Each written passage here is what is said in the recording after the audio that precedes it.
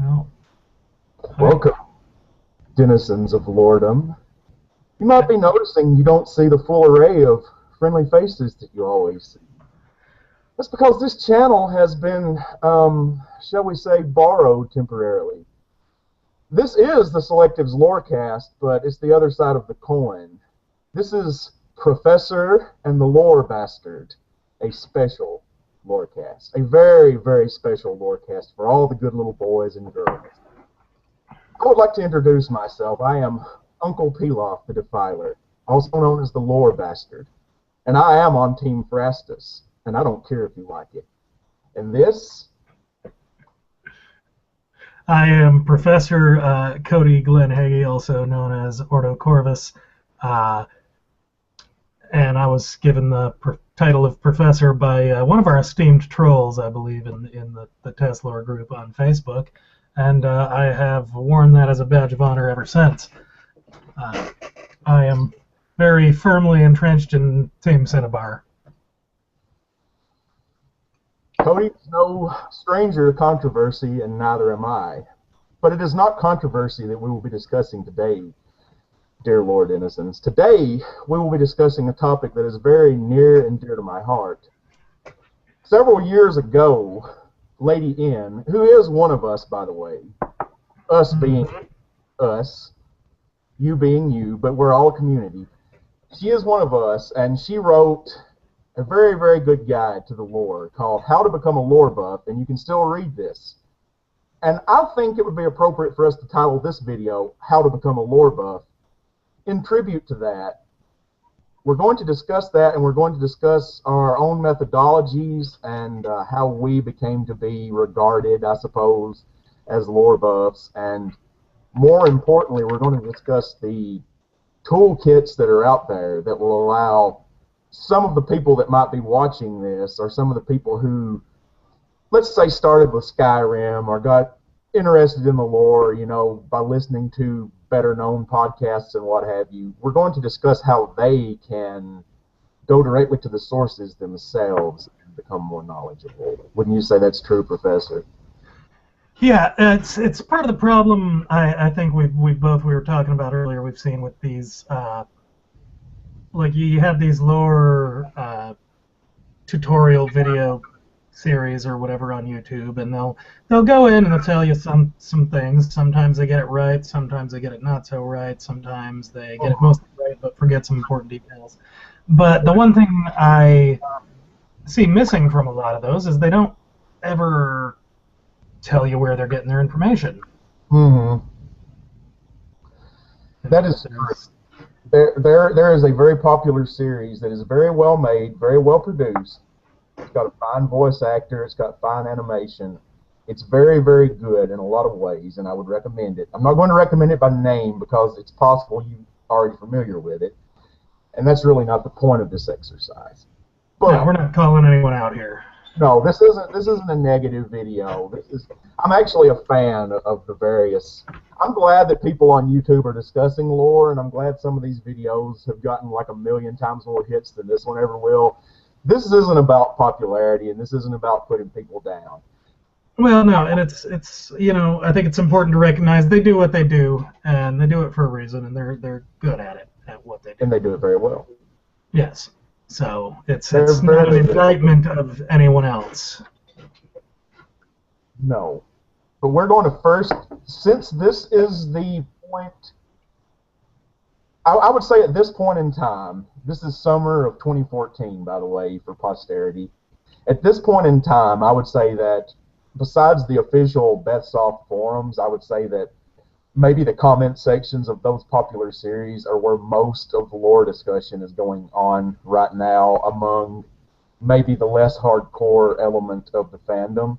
Mm-hmm. So I think it would be helpful if we gave our thoughts on maybe the dissemination of information in such a way. Like Cody said, these videos are very popular, very well made, and they often get many things right.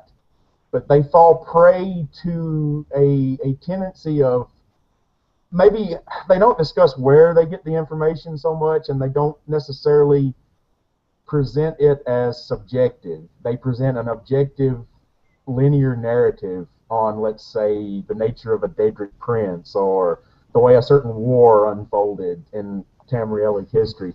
And Which, you go back to Lorecast 1 and the Unreliable Informant doesn't really fly. Yeah, we talked about the unreliable narrator as a full group, and today we're going to talk about how that concept should apply to your own research. There is a video called The Battle of Red Mountain that the most popular currently existing Lorecast series did, and I feel that the thing that is most wrong with that video is that it doesn't really make a strong attempt to illustrate the fact that in the game, The Elder Scrolls III Morrowind, you are not actually given a 100% consistent or concise telling of that historical moment. You're told about the Battle of Red Mountain, and you're given like 7. you're given at least like 5 different accounts. Yeah. You're given 3 main accounts. You meet the god Vivek in the city that is named after him, in his own palace, and even he, a god, he will not tell you his opinion. He will not tell you what happened. He'll say, hey, I'm going to give you these 3 books. I'm going to let you decide what you believe. And to me, that is one of the best moments in the entire series so far, because you realize, oh, you know, history is maybe not optional, but it is like it is in our own world. There are different histories written by different people with different perspectives. And the most widely accepted version of history is usually written by the character who, you know, has everything to gain by people knowing the other version of the story. So in Morrowind, more than any of the other games, I think, before or since, there's this sense that maybe you don't really have a full grasp of history, and you're just kind of fumbling around in the dark and trying to tie threads together. That's the way that Elder Scrolls lore works best, I believe. And we're going to talk about how a person can mentally prepare himself for operating in that framework, rather than simply, say, watching a video on a topic and saying, now I know everything about this, there's no reason to research any farther. Now you might say, hold on a minute, I watched this video about Red Mountain, but I want to maybe play Morrowind and find out more, or I want to go to the Imperial Library and read the books from Morrowind, which would be, in my opinion, the second best thing. Or I want to go to a reliable wiki, like unofficial Elder Scrolls pages, and read their books from Morrowind. Which is also a very fine option. It's a very fine website. And I think we should talk about these sources. I think we should talk about the games. I think we should talk about the more reliable websites. And I think maybe we should talk about the tendency for people to maybe rely on other sources and what our thoughts are there. So I'll let Cody start us off with the reliable sources. Yeah, and I think one of the important things, you know, as someone who's written, I'm working on 2 lore series right now, The Lay of King Wraithen and the Smoking Traditions of Tamriel. And one of the things I do, and I'm sure you do as well, Pilaf, is when I'm researching my lore to write these pieces, and I mean, you've done your lore series in Oblivion, and you know, your the one where you went through with all the statues and explained who they all were, whatever. You know, when we write these informative lore pieces, which may or may not be, I mean, with mine, I try to do mine about 50% headcanon, about 50% solid fact. There was some embellishment in my series. There was a little bit of like, because it was set 10 years after Oblivion, so I kind of filled in some colored things that might have happened in the interim. You read my Lay of King Raven. I've certainly inverted the roles of a lot of the deity figures for fun, mostly, and to present the idea that you know, the absolute truth is a hard thing to come by in the Arvis, and maybe to promote somebody who's reading this, even though King Raven is not an official, you know, canon part of the lore, if you want to get into that. regardless of that, there are different ways to look at these things, and maybe aside from the one or two that you have been told. I think getting away from... one of the things I want to touch on, too, is the way people will play the game and they'll attach to a particular group in the game, like whether you have the Dark Brotherhood or the Thieves Guild or the Stormcloaks or House Telvanni or whatever, any one of them. And they'll form their opinions on lore based on their opinions of what they did in the game. And that's not a good way to get an understanding of the lore, because one is very subjective and the other is very objective. So learning to separate those two, I think, is important. So what you're talking about is like a person became Archmagister of House Telvanni, so they think that that should be something that is referenced in a later game as if it's some meta. Just because they did it, it's important historically. That's not necessarily the case. Yeah, or that House Telvanni's views or understanding of things somehow holds more value than someone else's, or the Imperials, or the Stormcloaks, or the Mages Guild, or pick any one of the myriad organizations you can join. It's important, I think, to... I lost you there. No, I'm listening. I think it's important to understand, if you want to understand lore, you need to separate yourself from the subjective in-world viewpoints of different characters. And so that's something I would like to talk about as well. Yeah. Well, you'll see that the majority of fan fiction in this community is maybe at a very superficial level like that. Somebody played a game. They didn't necessarily read a lot of the books. They had a favorite guild, and they formed this whole headcanon or universe around this very superficial experience of like being in the Fighters Guild or something. And I would say like the majority, probably like 98% of the fan fiction I've seen, read is something like that. Like it makes a very small and, in my opinion, one of the less interesting aspects of the universe like the focal point. And people do that. There's a quest line in Skyrim. There's a Civil War quest line, and 98% of the internet discussion on this game since it has released has been about this. And I think that it has become something much more than what it actually represents in the game. Like it serves a specific role in the game. It's an obstacle between you and completing the main quest. You have to resolve the issues before you can face Alduin the World Eater. But for some reason, people focus more on this obstacle than they do on the main narrative of the game or all the other things, like the exploration, you know, the setting, the lore, the quests. They focus obsessively on one aspect. So we're really getting off track to what we're going to talk about, though. How to become a lore buff, I guess you would say. Well, and, I think the point I was trying to get at with there is before you go out and try to become a lore buff, it's important to try to grow past your personal preconceived accepted good of the nature of things, especially if that's based on in-game events. Right. It's very important to understand the lore that you have to take on an objective worldview.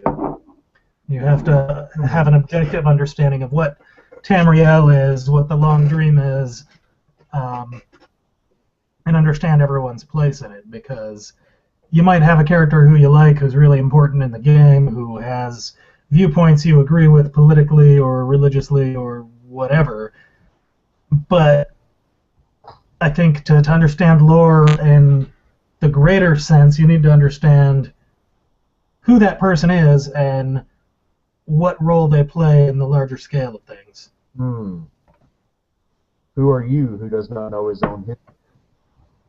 Yeah, you have to place this person, this conflict, this event in the wider scale, the wider scope of Tamriel. You have to understand what Tamriel is, where it came from, that one is getting a little metaphysical. That's one of those areas, creation or convention is one of those areas where there's actually a lot of different opinion because clearly nobody alive was there, and Yeah, there's a and lot of, you know, just motivation and telling different versions of that.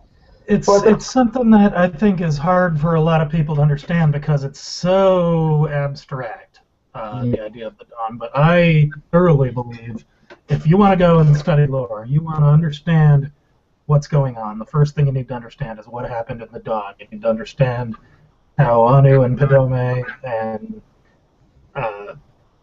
Sithis and Anuel, how all these things function and interact, how the Middle Dawn went down, what happened with the betrayal of Lorcan.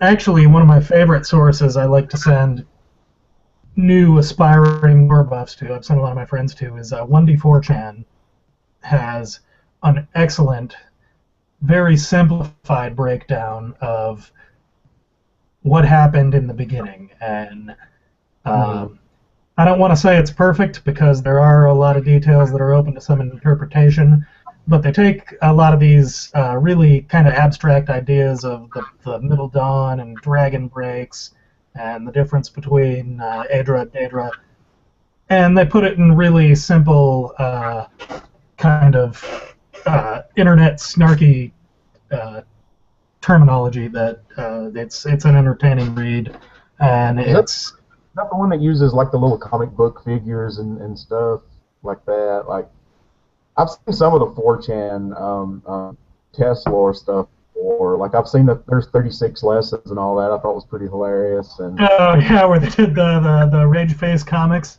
Yeah, the lessons of Vivek. Yeah, that was really. I'm a really big fan of that. Yeah, I think I have seen the one, and someone did one on Chim too. Someone did a really good series. Although it uses that video game analogy that I despise. I really don't like that. I think it's lazy and sophomoric, and I wish people would stop using it. Like, I don't think that Chim is supposed to be. It's the realization that all individuality is encompassed within the tower and is therefore an illusion, but I still choose to be an individual. I retain my selfness within this, you know, everything's connected, but I'm still me. And it's a really delicate state of mind. And we'll probably do an entire video on that sooner or later. But that's one of those topics that gets discussed a lot in Loredom, and people wonder, where does that idea come from? And what we're going to discuss today is, well, where do these ideas come from? Where can I encounter, if I'm playing a game, let's say Skyrim, because two of my favorite sources are actually present in the game if you have all the DLCs. If you have Dragonborn, you can actually collect Varieties of Fate, which is one of my favorite documents. It's in the game, and reading this book opens your eyes because it gives you this concept that the mainstream canon imperial view of mythology is not the only one. You're living in a world with various cultures with own interpretations of convention, their own deities, their own histories, and you can read about all the different ones, their similarities, their differences, what role they play in society, what races they're assigned to. And then my very favorite one is monomyth. The monomyth has been in every single game since Morrowind. I don't know if it's present in Oblivion. It might not have been. I'm not sure. I don't know if it was or not. I can't say. I've not played Oblivion in quite some time. I recently played. See, there's a lot of books that you'll find like 1,000,000 times in Oblivion, and there's 2 or 3 that there's literally a copy of. So, of course, it's the same in any game. I mean, I don't know how many. When I'm playing ASO, and I check a bookshelf for a new lore book, like for a while there before it got patched, like 9 times out of 10, it was Fishing Across Tamriel. Like everybody and his uncle in the Second Era was a fisherman. Like every library carried copious amounts of that. Anyway, so Fishing Across Tamriel was a very widely read tome, especially in the Second Era. But there is at least one copy of Monomyth in Oblivion, not Oblivion, in Skyrim, and that's if you have Dragonborn and Faith. I know for a fact that it's in the vanilla game, but if you have Hearthfire and you build the house in, I think it's in, it's the one in Falkreathold. If you build the house there, it'll actually be on the table in the dining room, like after you fully furnish your house. So that's kind of like the developers, like, hey, there's this interesting stuff in the game besides building houses. They're like trying to nudge you in the direction of books, which is the primary way of learning. You play the games, and these small rectangular objects called books, you don't just collect them and sell them or ignore them. I know a lot of people, I do this too, like especially if I've read the book already or if I'm in a hurry, I'll just check it to see if it gives me a skill point. That's honestly, that's the reason that most Skyrim players or Oblivion players or Morrowind players click on a book, is to get the skill point. A lot of them do give skill points. But the really cool thing is that if you collect these books and you read them, you will get a richer and wider and deeper understanding of the setting of the game, the universe that you're moving. And you'll see the grand, I think, vision that the developers have for this series. Because I mean, you go back, there's forecasting of the events of Skyrim as far back as Morrowind. I mean, I was walking around playing Morrowind the other day, and there's books in there that talk about stuff that didn't happen for 2 more games. Yeah, you'll get all kinds of little snippets like that. I think Kirkbride would disagree that they have like a firm direction that the series is going in, but I think they do probably have these ideas that are possible future game ideas that they've probably been kicking around for a while. I was under the impression that some of the mechanics that made it into Skyrim were being discussed years before it was ever made, but it would have been appropriate for Oblivion or what have you. Like the whole dragon shout mechanic, I think, was a thing they come up with very early on, and just to toy around with. And I mean, when you go as far back as Daggerfall, there's mention of, I believe in Daggerfall, there's mention of the Greybeards and the Thu'um, and I mean, it was all there. Okay. I know for a fact it's in Morrowind because you have Arcturian heresy in Morrowind. It originated, I believe, in Guide to the Empire in Redguard. I think that up through Daggerfall, most Scandinavians, and they were like Dungeons and Dragons, generic fantasy barbarian race, pretty much. So they were just a combination of tropes, and I think Kirkbride and Kuhlman fleshed them out quite a bit in that pocket guide, which is going to be one of the sources that we're going to discuss here. First pocket guide to the Empire. It's a good example of world building, but it's also a good example of the unreliable narrator, which we already discussed. It's 2 good examples of the unreliable narrator.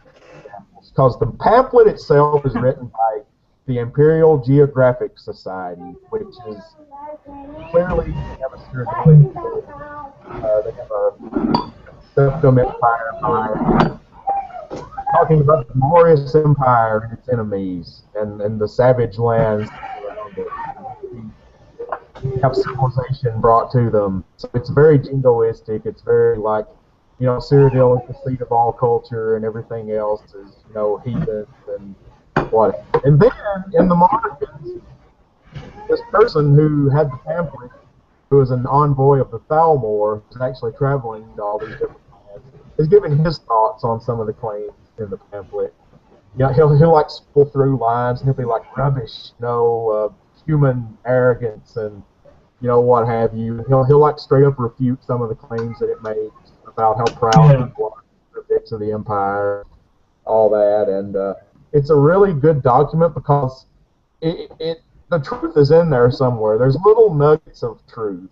Like when you play Skyrim years later, like this document came out in like 1997, right? And it mentions that hunting ice wraiths is a rite of passage for young Nords. And when you actually play Skyrim, the Stormcloaks, who are traditionalists, have you hunt an ice wraith to prove your manhood or womanhood, as it were. So that's clearly based on the pocket guide. And for someone like me who had read that before I played the game, that enriched my enjoyment of that quest. because Yeah. Oh yeah. it's a reference to something that I had already, and everybody who plays this game was aware of, and that deepens my understanding and enjoyment. Whatever the next game is, whether it's set in Hammerfell, as some people think it's going to be, or whether it's set in Elsewhere, or Valenwood, or any of the provinces that haven't had a game dedicated to them solely yet, if you know a little bit about the setting already, you're probably going to run into things that make you say, oh man, I totally know what that is. Like if you play a Black Marsh game and they talk about the Hist, there are ways of knowing what a Hist is. Like there are books that mention them. There's character dialogue in the games that mention Hist, and it just, instead of it just being this random story element that you're in, something that you've known about for years, and you're only going to know about that if you slow down and pay attention when you're playing the games. If when you're playing Morrowind, so you can play Morrowind. Morrowind is such a text-heavy game. You can play Morrowind and talk to NPCs and know like a ton about the universe. Like you can know a lot about Morrowind's history, about Bardfell, about the Great Houses, about Daguther. Just it's something I think the newer games are poorer for having the voice-acted NPCs. I mean, it's great for immersion. Don't get me wrong. I love being able to go up to a guy and talk to him and hear a real voice. But the amount of information you can allocate to each NPC is so much smaller than what it was in Morrowind. Oh, yeah.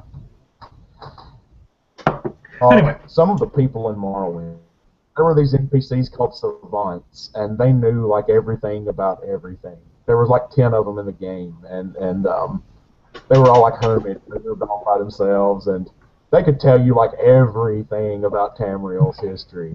They could talk. There would be like whole like small novels of dialogue in each topic. And the Imperial Library actually hosts a lot of that. Zeph has a treasury of terms and places and locations and people and things, and you can access that at the Imperial Library website, which we will link you to below, and which has already been linked in previous lore casts. And it's the one that I use most often, besides actually firing up the games, because it's much more convenient. You don't actually have to physically collect the books and walk around in the world, and it's a perfectly viable option. The Imperial Library hosts every single book that has appeared in every single Elder Scrolls game yet, including the ESO. The trap I always fall into is like, oh god, I really want to read, the real Berenzia right now, but I've only got 1, 2, and 4. And then you go trekking for days trying to find a copy of Volume 3, and as soon as you're looking for it, it's never going to spawn anywhere. Well, the most frustrating one would be the 36 lessons of Vivek. There are 36 individual books, one for each lesson. And I believe every single one of them is a skill book, too, by the way, if you're interested in that. And what's cool about that, though, is that in that series especially, but in like most of them, I think 2920 are all skill books, too. The skill boost you get from reading the book actually has something to do with the events of the book. Like, it's not just random. Like, there's a book called The Axeman about a person who was a slave of a Dunmeri noble, and he pretty much earned his freedom by building up the sufficient arm strength to decapitate his master, which he eventually did. So, and that increases your axe skill, by the way, in Morrowind. And I think in subsequent games, it's like, whatever axe is relegated to. I think it's blunt weapon in Oblivion and two-handed in Skyrim, but the book is there, and it's one of those little stories. It's not meta like the Monomyth or Varieties of Faith, but little stories like that, little flavor stories. Some of that stuff is just as much fun. Yeah. I mean, you're going to read, if you play Skyrim, let's assume that some of the audience started with Skyrim, which is perfectly reasonable assumption to make. I believe it probably brought more new fans to the series than any of the previous games. If you just look at the sheer volume of sales. I don't think there's any disputing that. I mean, the thing sold so well. When you're walking around in the world, you're going to pick up books about places that you can't actually go to in that game. There's books, there's books about Arvel, there's books about elsewhere, there's books about all the different lands on the continent of Tamriel and beyond. The book Mysterious Akavir is in like every one of these games.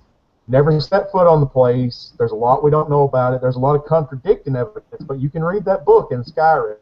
And it's a book like that that really sets your imagination on fire because, okay, I can't go to this place, but this place exists in the world.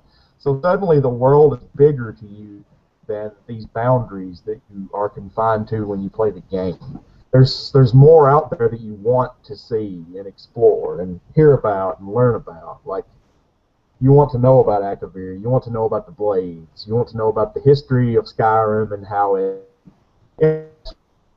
Cyrodiil and all these other nations, and you might not necessarily go down that path if you on the opportunity to pick up these books and read more about the world, because you can play Skyrim, or you can even play Morrowind or Oblivion. You can play any of these games pretty much just linearly. You can just blaze through the main quest in like 4 hours, learn some important things about the story as it relates to your character, but not a whole lot about the world at large, you know, and that's it. That's like your full experience. There's people that do that. Most of the people that play these games like just explore, you know, and find all these locations and stuff. That's probably the most common way that people play the game. It's a sandbox. But in my opinion, part of that sandbox is collecting the books. And in my case, I read every single one of them. Not an Elder Scrolls book in an Elder Scrolls game that I haven't read at least once. And some of them I've read 10 times because they're really freaking good. Like 29 Twins, Real Berenzia, The Wolf Queen, Dance in Fire, Argonian Account, stuff like that, especially the series. They're really, really good, and they just enrich your understanding of the universe. So that is the primary means of becoming more knowledgeable in lore, is either collecting the books in the game or using a really reputable, good website like the Imperial Library, or the unofficial Elder Scrolls pages. Also has a really fine collection of all the books too. They're really good. I think what I would like to touch on too, when you're looking at these websites or these video series or whatever you're going to do for your information, not necessarily for the books. I mean, the books are transcribed in several places just as they are. But if you're looking for a broader understanding of the lore, I think it's important to reference multiple sources. I mean, I absolutely, when I'm doing my lore pieces, I absolutely will go to UESP, I will go to Elder Scrolls Wiki, I will go to the Imperial Library, and then I'll hit up Reddit and I'll hit up the forums, and I will gather as much information as I can on the subject at hand, and from there try to dope out what the facts are. And in my estimation, I think each of these sources has its flaws. They're, you know, I don't think any of them is necessarily perfect. But knowing that, using that, understanding that, and going to each one and trying to, that they can compensate for each other. Imperial Library is probably as close to a perfect source as we can get, although the problem I will say I've had with Imperial Library is that there is just so much there. Oh, yeah. That if you type in, you know, you say, I want to know about Sheogorath, and you type Sheogorath into the search bar, and it comes back with 7 pages of, you know, everywhere the guy's been mentioned in any one of the games, there's a page on it. So it's Imperial Library is a great source, but it's in some ways almost too great. There's definitely an information overload. It's an information dump. It's like every piece of information all in one place. The thing I like about UESP, and I often recommend it to maybe the newest players over Imperial Library for one reason, is the the way the information is presented and condensed is maybe a little bit more palatable. You can read an article on Valenwood and then in the link at the very bottom it will source like every single individual book, but you can read a nice little summary of like all our available data on Valenwood. And the essential problem with the wiki, on the other hand, is editor's bias or the imperfection of interpretation. I have personally been involved on a couple of wikis, and I can tell you that the way I interpret certain data is different from the way that other people interpret some data. Like there's a historical figure in the history of Tamriel called Empress Hestra. She was in the First Empire, and someone at the unofficial Elder Scrolls pages had her listed as a Breton, and the reason for that was because it mentioned that High Rock had been part of the Empire since Empress Hestra subjugated them, and for some reason that person's interpretation of the data, that meant to him that she was a Breton. So I think it's little mistakes like that, which that one has been amended, by the way, but I think it's a little, just little imperfections in the way that wikis are presented. Mm-hmm. But the thing about that is that most wikis will actually link you to the sources. If they don't, then they're not very well ran wikis, and there's a lot of wikis on the internet that aren't as well sourced as others. But unofficial Elder Scrolls pages has been around for a very long time, since the 90s, and they've always been pretty good about fact checking and linking to the information, the original information. If it makes a claim about Valenwood that came from a book or a note or a developer comment, which they'll even label that OOG, like out of game. And Imperial Library probably hosts more OOG lore than any other site, with the exception of obviously like Reddit, which is very, very friendly to what we call fan fiction. That's a whole other can of worms. I think we could do a whole podcast on Monkey Truth, but the professor here has been talking about, his own Monkey Truth quite a bit. Raven Truth. Yeah, Raven Truth. It's important to note though that a lot of the OOG sources, like the little offhand comments that somebody like Pete Hines made like 12 years ago, is not necessarily not canon just because it's not in a game yet. Because what you'll find very often is a lot of this stuff gets posted on a forum or gets mentioned in an offhand way, let's say in like 2005, and then it shows up in Skyrim, like in 2011. We host lots of stories by Mr. Kirkbride. Like we've got, how many would you say, like 30 pieces, like forum post stories and stuff that he's done? At least. At least. If you don't count the second Pocket Guide stuff, which isn't really, I don't think we have that transcribed, which we really should. But yeah, there's lots of stuff, and you're walking through Whiterun in Skyrim. There's this preacher named Timeskirt, and he's yelling at the top of his lungs about how Talos Stormcrown breathed in royalty and reshaped the land that is his. That is directly from one of these out-of-game books.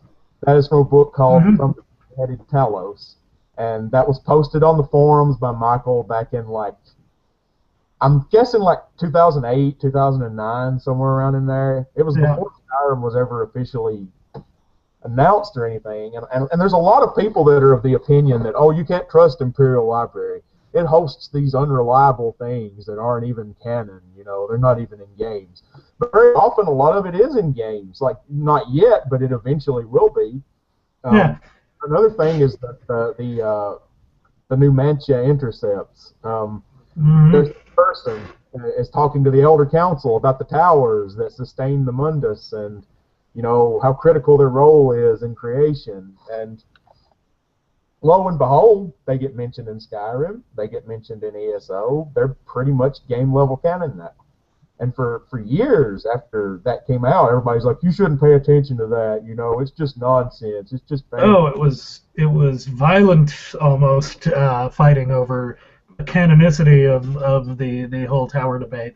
I think it's important to remember that, a lot of these guys who may not necessarily be, and I think not only Kirkbride, I think Ted Peterson's done some work as well out of game. Yeah. just because they're no longer working for the company does not mean the things that they write will or will not be used. And I don't think it means to be needs to be discredited. History has shown us that blindly dismissing it is not wise because, like I said, if you buy the game Skyrim, you could go to your local game store right now, buy it, fire it up, go to Whiterun, listen to his dialogue, his forum dialogue being spoken by an NPC in the game. That's the biggest evidence against the random hate of like ex-devs and out-of-game content. Just because someone's an ex-developer doesn't mean that their opinion doesn't still hold water. Like, Kirkbride is probably both the most loved and often most violently discussed personality involved in the lore. He's certainly one of the most better known, but this violent opposition to using anything he says because it's quote-unquote not canon, it just kind of falls apart when you consider just how much of it actually gets used. Like, clearly, well, these opinions are still valued by people involved in the development process, or they would not be referenced so explicitly so many times. And there's this canon debate too, which I wonder about. I really question the usefulness of, you know, I did one of my series, the Smoking Traditions of Tamriel, talking about all these different races and nations and the ways they like to consume tobacco and other fine smokables. And, you know, none of it's canon. I'll take full responsibility and say yes. You could label it as fan fiction. I don't really like the term fan fiction. To me, the term fan fiction is ugly and dismissive. I prefer to think of it as a sort of expanded meta-canon. I mean, we don't have anywhere that says that Colovians don't smoke cigars. Right. But I prefer to think of it rather than fan fiction as filling in those blanks that we don't necessarily get to explore in a game. Right. And I think smoking is one of those topics that's very controversial and gets left out of something like a game because of you know, it invites controversy where you know, developers may not want it. A politicized issue in our contemporary society. You can pick tobacco, you know, right off the plant in Oblivion. There are plantations and farms with tobacco growing in the ground. Mm-hmm. So it looks just like, I grew up in Tennessee. Tobacco was our #1 cash crop. I've hung some tobacco in a barn today, and I know what tobacco looks like. And their tobacco plant is very much like our tobacco plant. Oh yeah. And it stands to reason they use it for more than potions. You know, it's a crop. Well, I mean, it just makes sense. There are numerous mentions of smoking in the in-game lore in the books. Yeah. I know there's at least one mention of a hookah pipe. Oh yeah. That I can think of offhand. There's numerous mentions of people smoking long pipes or what have you. Yeah. But the point is, it's you know, I think it's important to, when we're accepting something as canon or non-canon, which to me, I agree with that Kirkbridean ideal of why are you making a big deal about canon to begin with? Who cares? Yeah. I mean, the cannons are for ships. Lore is for fun. So we don't worry about canon. We're not about canon. And by we, I mean the professor here, myself, the Memo Spore posse. That's not to us what makes Elder Scrolls lore interesting. Is it canon? Well, I think honestly, it's the lack of canon that makes Elder Scrolls lore interesting, because I want to read more about, you know, just whatever, Ekmer.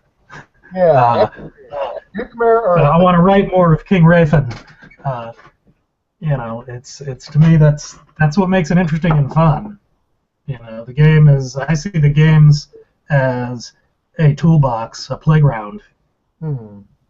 And I honestly, you know, there's a debate over, okay, well, Bethesda said, okay, maybe Many-Headed Talos is canon because they used it in the game, but Coda isn't canon because I don't like it and it reads like a comic book.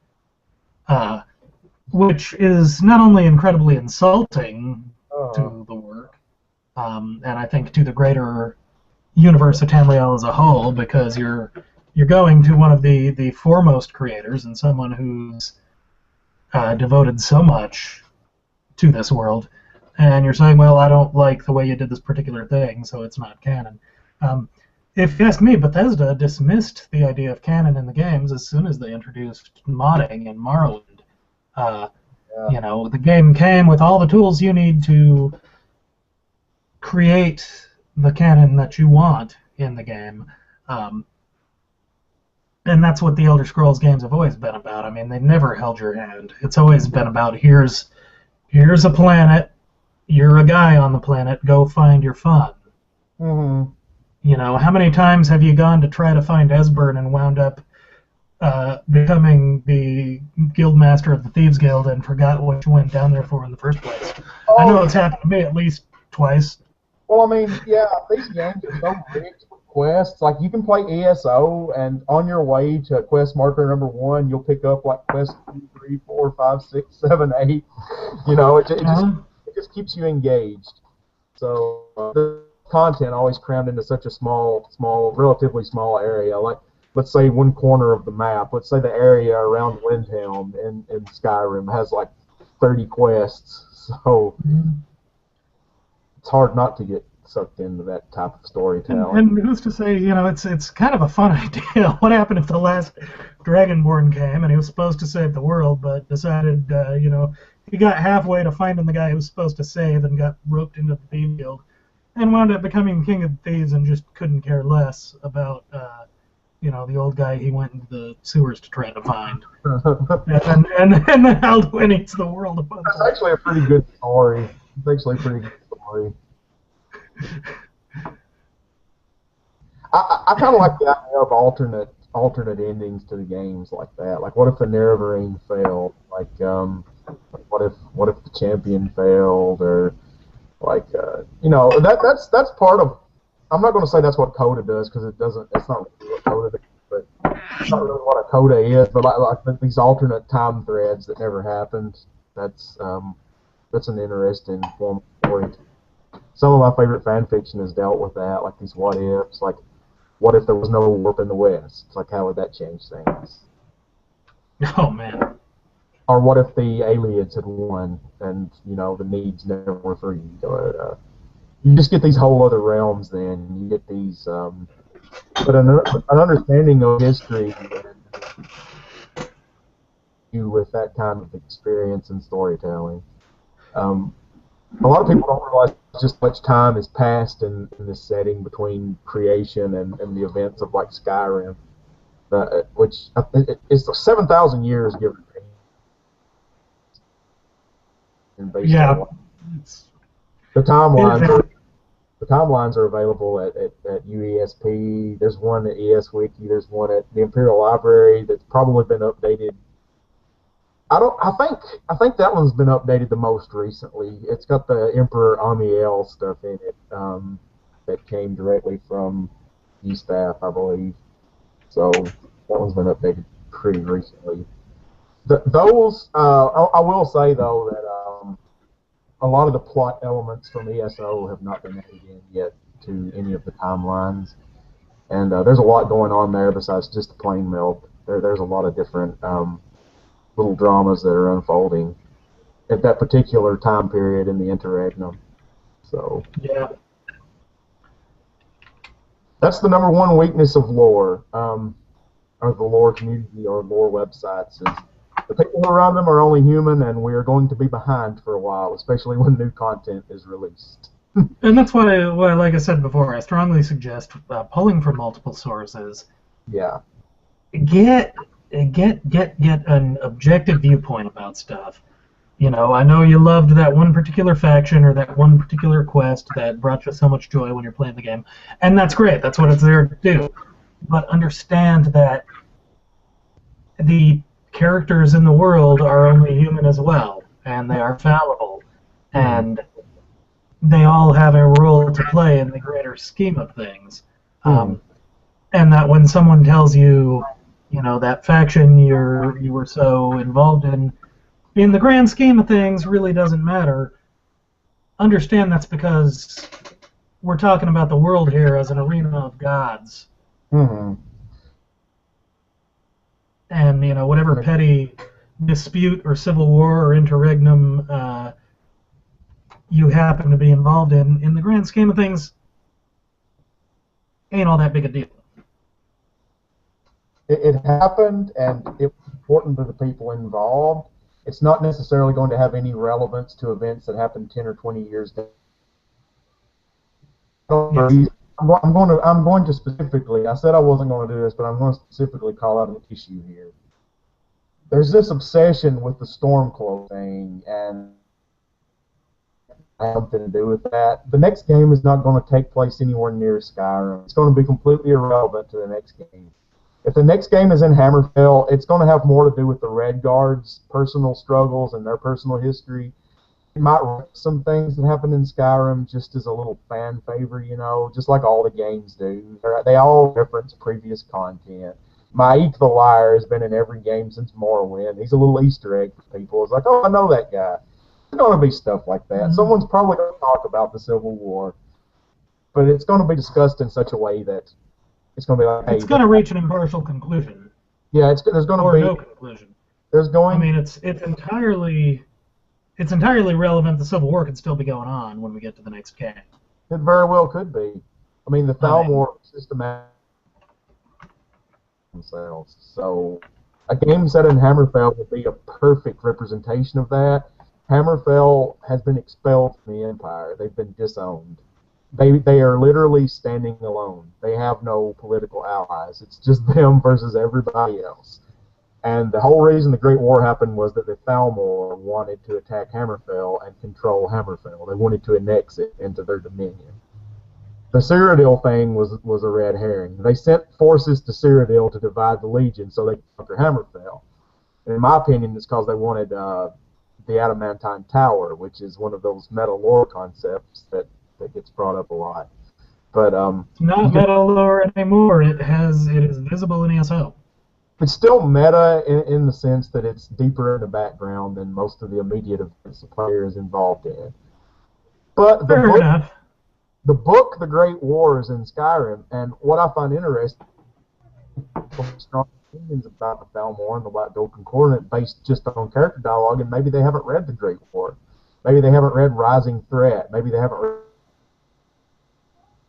books that are about the past, that are about the things that led up to Skyrim, because that is part of the lore, and that is in. People played games before Skyrim. People that played games when the Septim Empire was still a thing, when it was strong, when all 10 provinces were under the same banner.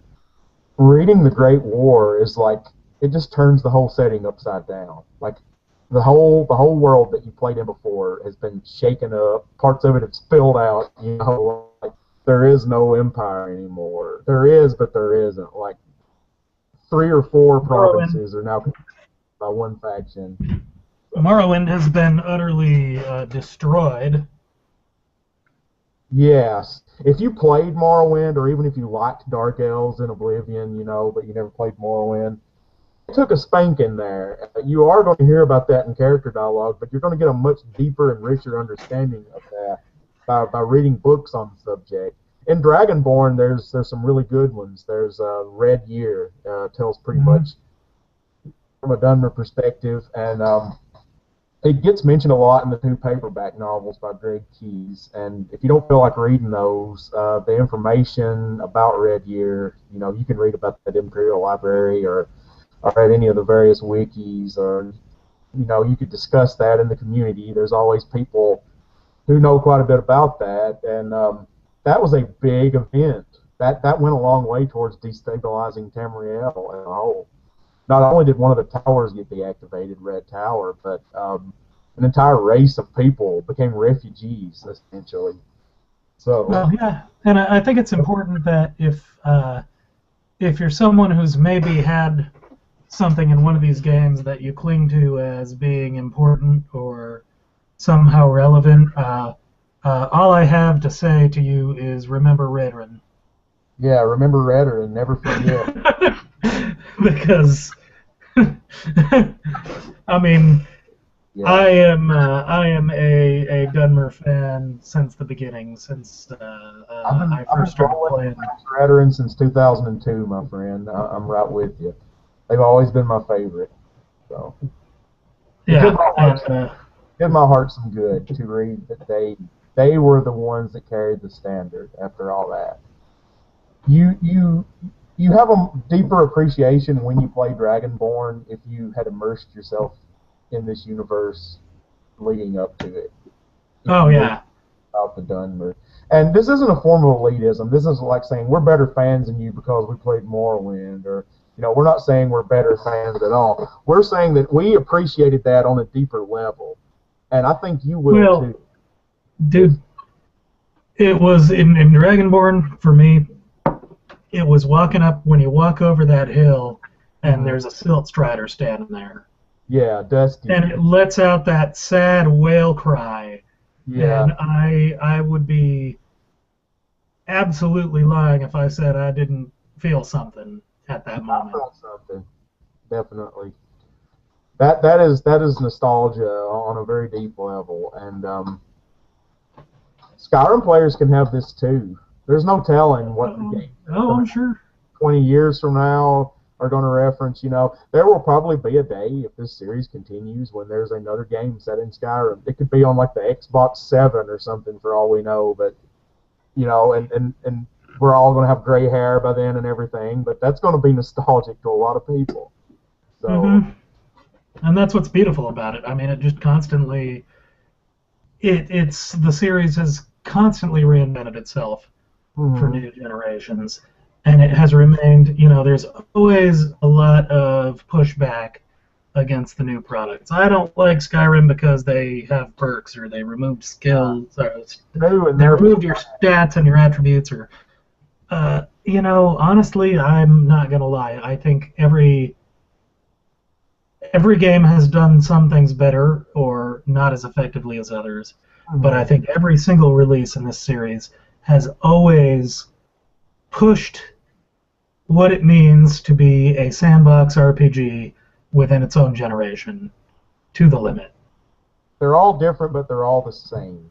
And they're all great, and they're always, I think, on the bleeding edge of what it means to make this type of game.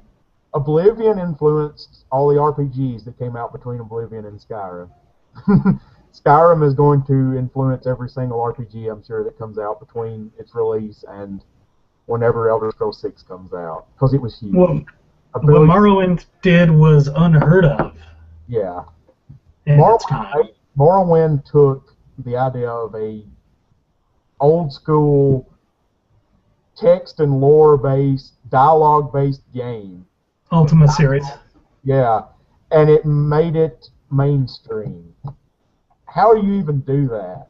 Well, they took that style of game, that lore-heavy, text-based game, and then they crammed it into a first-person action game.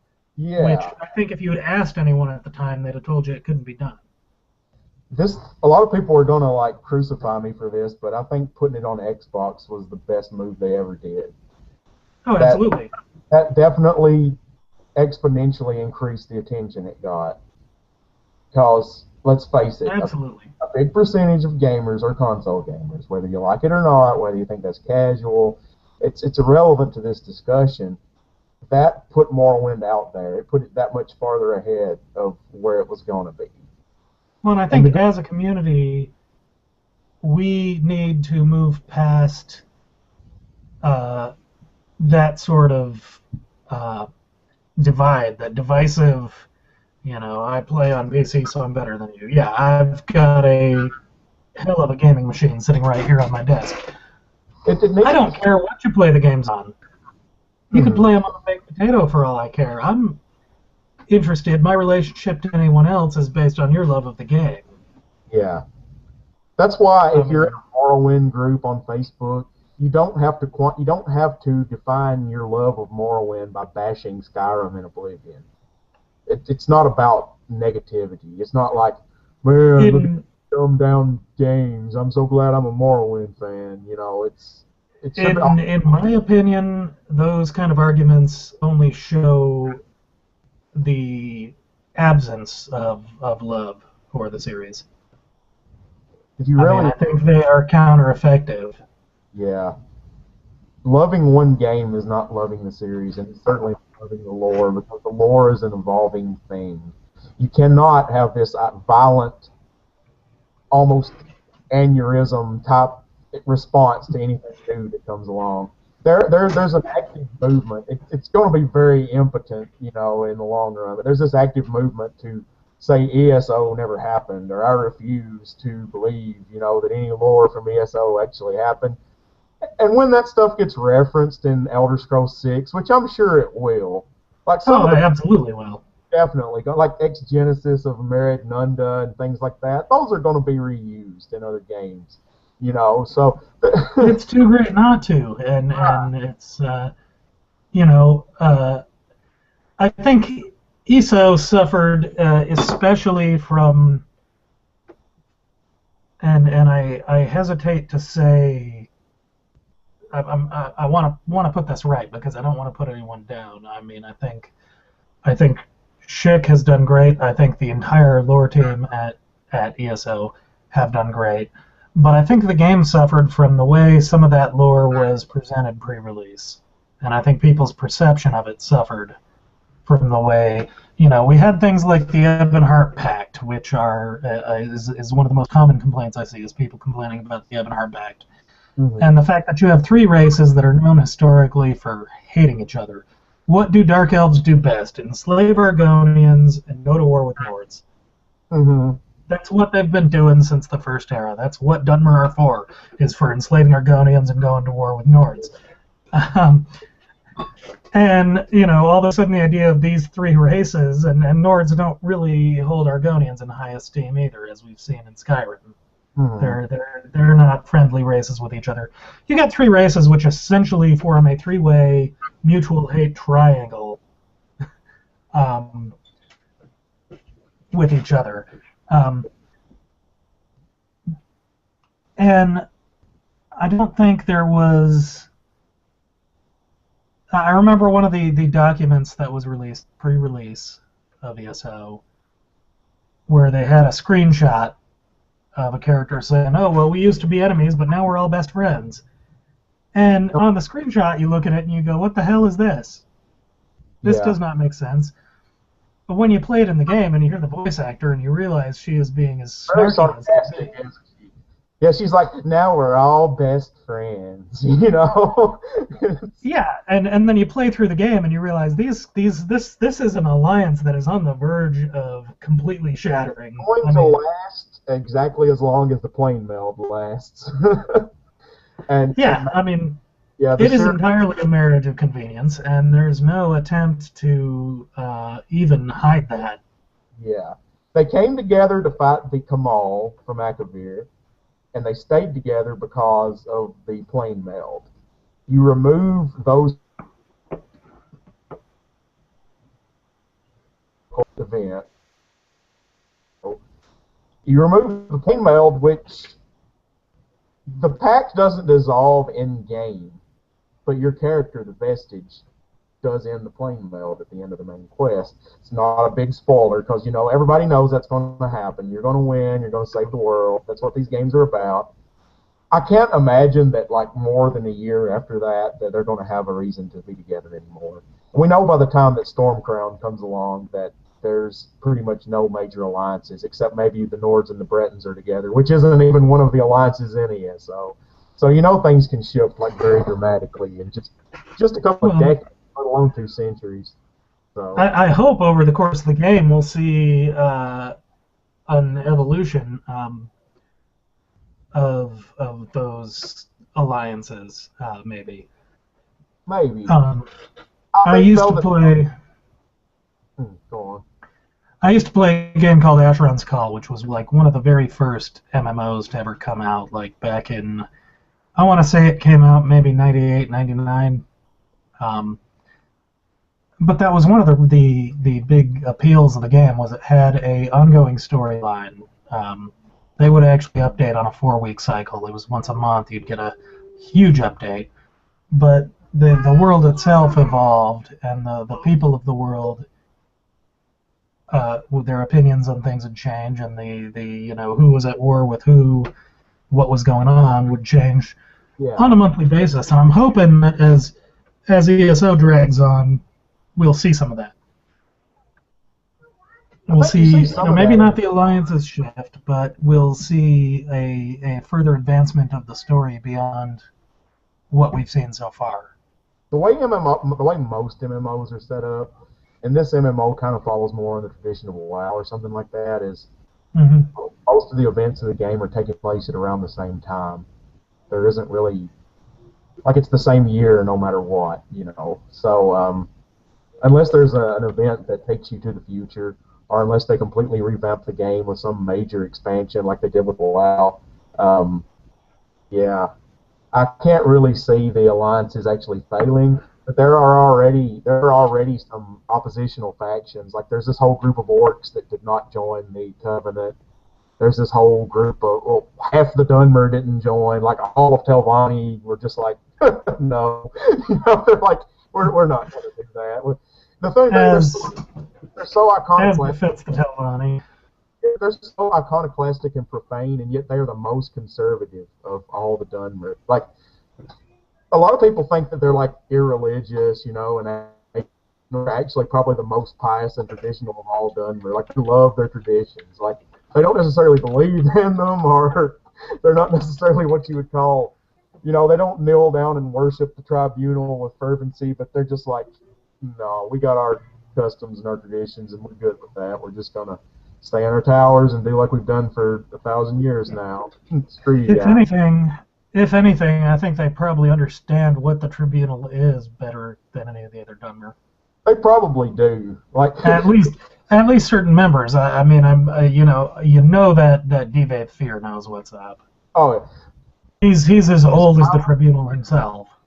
4,000 years old, and he sustains himself through necromancy. He's pretty much the same type of thing.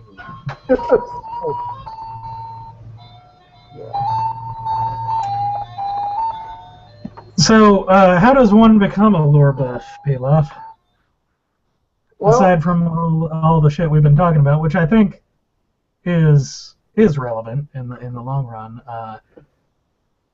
Yeah, we went off course a little here, but we've been talking about passion and lore, and I think that's part of this discussion, and maybe you enjoy it. Which is how to become a lore buff.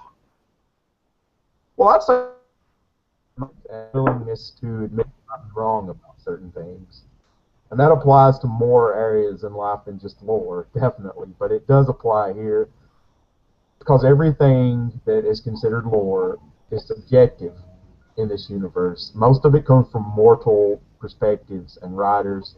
You very rarely actually talk to the gods, and the ones that you talk to have an agenda. So they're not perfect. They might be omniscient. They might have access to the past, the future, and the present. They might know everything, but they have wants and needs. So don't trust them either. Just don't fully mistrust or trust. I trusted Almalexia once. Yeah, I trusted her, and look where that got me. Like I died like 8 times. Like that's not good. Don't blindly trust or mistrust. Look at the lore as an evolving, imperfect thing that is nevertheless rich and widespread and full. There's plenty of it. Definitely put in the work. Yeah. When someone points out something you didn't know. That's not a personal attack. I was having a discussion with somebody that thought Sithis was a Daedric prince. And I actually linked him to books explaining what Sithis accurately was, and he got angry at me and told me I'm not perfect. Well, I never pretended to be perfect, and when someone tries to teach you something, that's in this community or any other community, that person isn't trying to be better than you. They might be in some cases. The world is full of people that have that attitude, but I often find that this community is full of very helpful and very knowledgeable people, and that. And we're generally pretty nice if you can keep up with us. Yeah, well, we're compared to some people from some fandoms. There's some pretty there's some pretty rough communities and pretty rough fandoms out there, and I think the discussions are for the most part more civil. Definitely get involved in the discussions, get involved in the communities.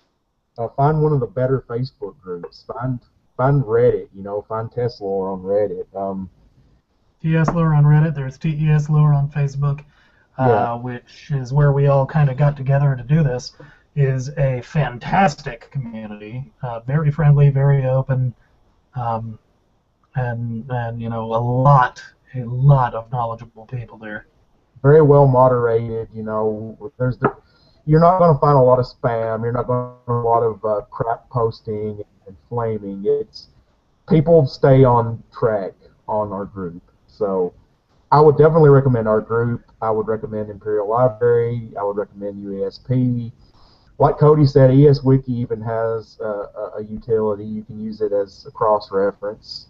If nothing else, I think ESWiki is worth looking at. Usually the information is very basic. Usually it's somewhat flawed, or not usually, but I mean there's enough flawed information there to make it not my most recommended source.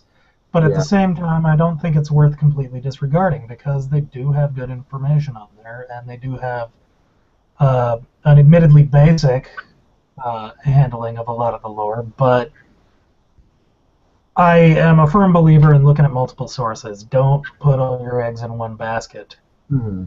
Don't put all your faith in one in-game character. Don't put all your faith in one online source. Go everywhere you can, where you can find knowledge, and then objectively collect that knowledge and find the common threads and in those common threads you will find fact. That's exactly how I was going to put it. Look for the places where the information overlaps. Usually there's at least some grain of truth there. There's a lot of things we can objectively know about the way this setting is, and that's your best bet, is keep an open mind, examine at least 2 or 3 sources on everything. If there aren't that many sources, then don't make bold claims about it. If it's an area of lore that is poorly understood or elaborated upon, you can feel free to fill in the blanks yourself until you know better. That's part of being in the lore. A lot of us... Like smoking. Yeah. Cody has written a whole series about smoking in Tamriel, and who's to say he's wrong? So, if there's somewhere you want to be, and you can't get there based on what you've been given already, that's when you use your imagination. You got to understand, that's what the people that make these games do. They create worlds, they use their imagination, and we're all in the same boat there. When you love something, it should ignite a fire in you to explore further and to know more and to use your imagination and to always be open-minded about new things you might discover. That's the #1 path to becoming a lore buff, I believe. Wonderfully put. As I said, my own recommendations: use multiple sources. Use UESP, ESWiki, Imperial Library, Reddit, Facebook, the official Betsoft boards.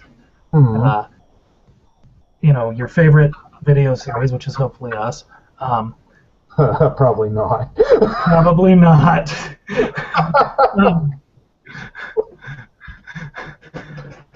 But don't limit yourself. Go on. Use multiple video series, hopefully one of which is us. Let's put it that way. Let us be an afterthought. Don't limit yourself. Right. Try to gather as many sources as you can. Whatever. Look for the value in those sources, and extrapolate from that your understanding of the nature of things. Whatever you do, and I'm dead serious here, and this is going to be my last. This isn't a negative thought, but this is something I see a lot. Don't watch something, just one thing, like one source, like a slick, well-produced YouTube series about TES Lore, for instance. Who are wonderful people, and we love them. Don't watch an episode of that and think you know everything there is to know about whatever topic was being discussed. Don't let that be Don't let that be the end of your journey. Don't let the beginning and the end be the same. Right.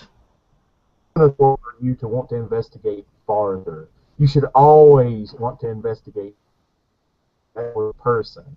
So don't ever be satisfied with what you know. Always want to know more. That's how you become a lore buff. To extrapolate on that, I would say reaching out to certain members of our communities, don't take it personally. If something that you accept as truth is challenged by somebody, don't take that as a personal offense. I had an argument just last week with somebody who was, took it personally when I said Sithis is just math, and a lot of the Dark Brotherhood fans will take exception to that statement. Yeah. But don't when somebody says, when somebody says something like Sithis is just math, or Ulfric is just one guy, or anything like that. Vivek is kind of a jerk.